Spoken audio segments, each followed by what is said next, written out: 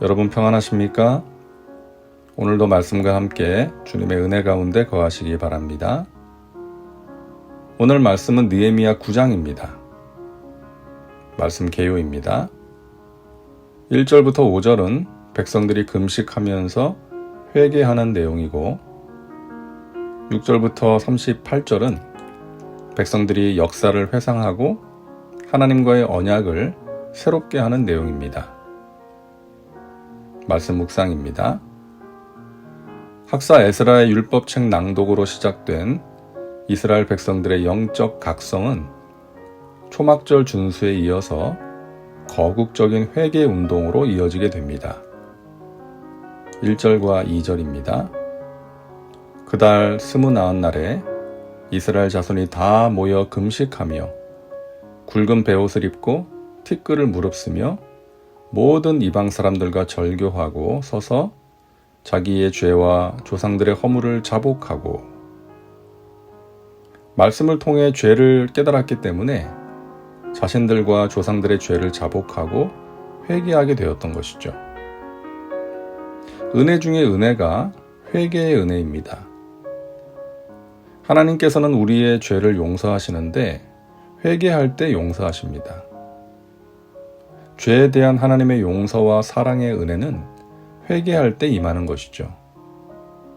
그러므로 여전히 죄 가운데 빠져 있으면서 자신의 죄를 깨닫지도 않고 돌이키지도 않으면서 하나님의 사랑과 축복을 구하면 안 되는 것입니다.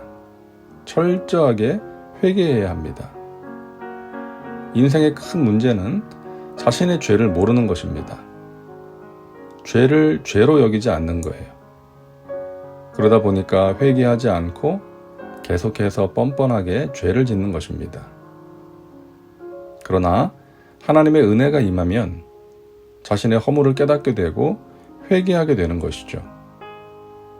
그래서 깨달아지는 것이 은혜이고 복입니다. 아무리 많은 것을 받아도 깨닫지 못하면 그것은 복이 아닙니다.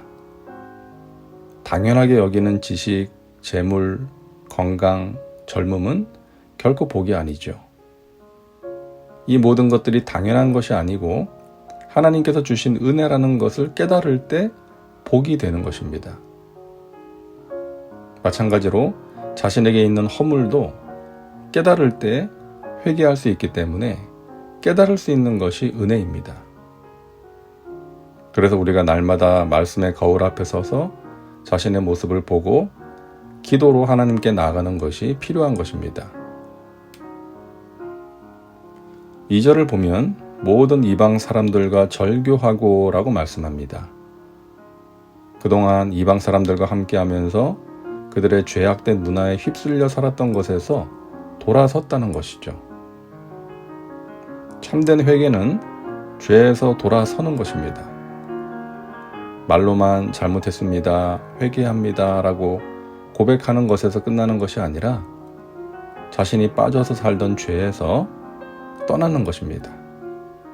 그것이 온전한 회개입니다. 6절부터 보면 백성들이 조상들의 역사를 회고합니다. 하나님께서 이렇게 은혜를 베푸셨는데 조상들이 교만하여 하나님의 말씀을 버리고 범죄하였다.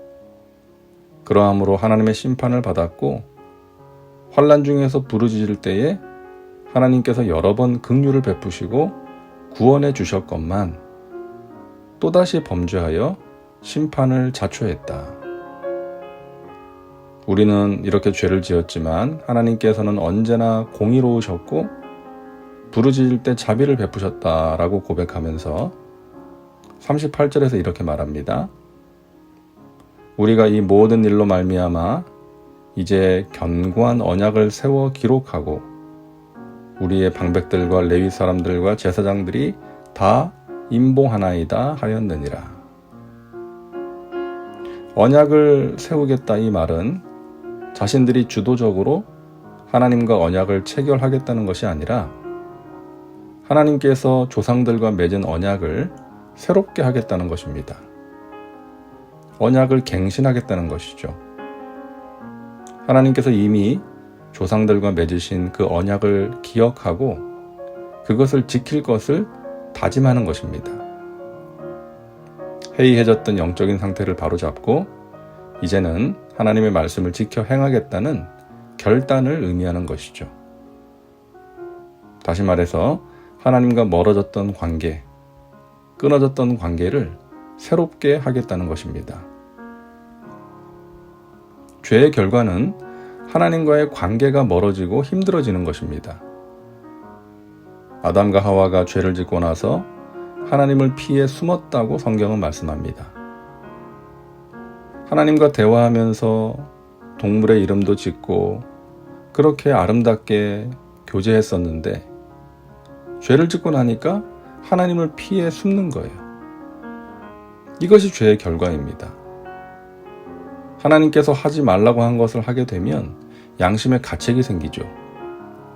그래서 하나님을 두려워하여 멀리하게 되고 하나님께 기도하기도 죄스러운 마음이 생기는 것이죠.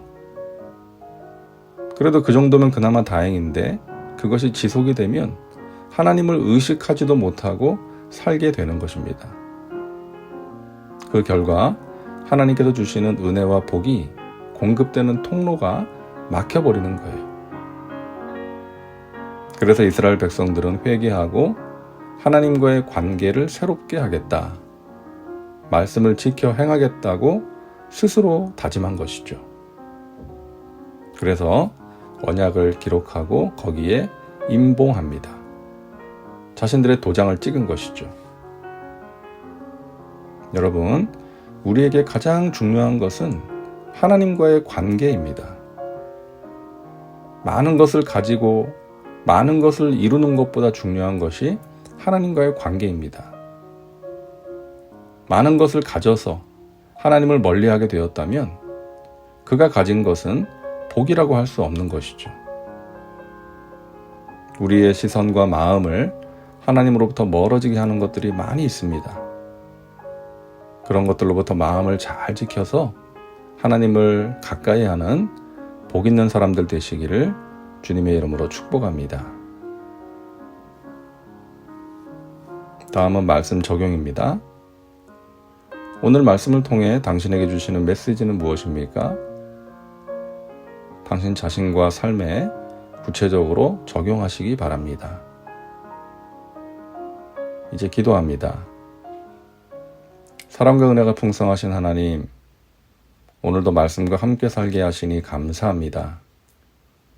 날마다 우리 자신을 살피게 하시고 깨닫게 하셔서 하나님께서 미워하시는 것이 있다면 결단하고 돌이킬 수 있도록 성령님 도와주옵소서.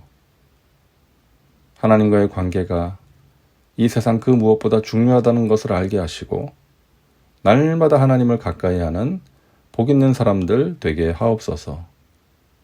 예수님의 이름으로 기도하옵나이다. 아멘.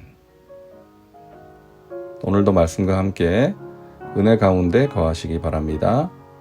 여러분 사랑하고 축복합니다.